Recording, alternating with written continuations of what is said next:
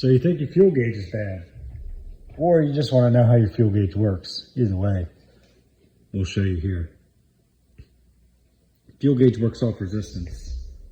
The resistance changes as you move the lever up and down and hits these contact points on this circuit board. So, how are we going to test that? Well, you got to measure the resistance. You can follow your wires up if you have it out, or you can get a wiring diagram. And then we're going to connect some test leads in here, hook that up to our multimeter, and watch and see what we get. So that should be empty.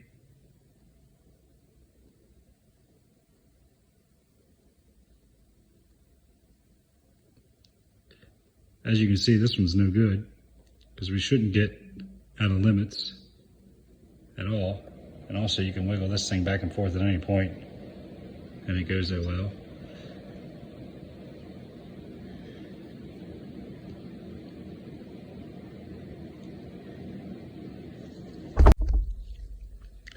Now I'm hooked into our new part.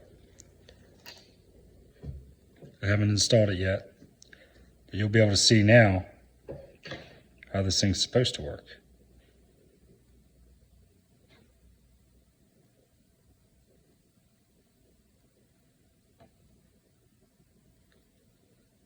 Tops out at about 200, almost 230 ohms.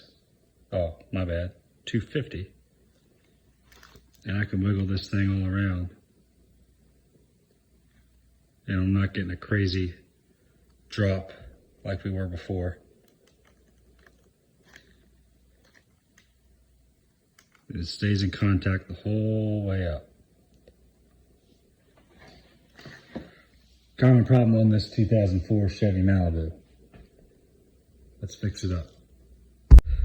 To get the fuel gauge itself out, what we're gonna have to do, I've already removed the terminal lock, which slides in right here on the connector.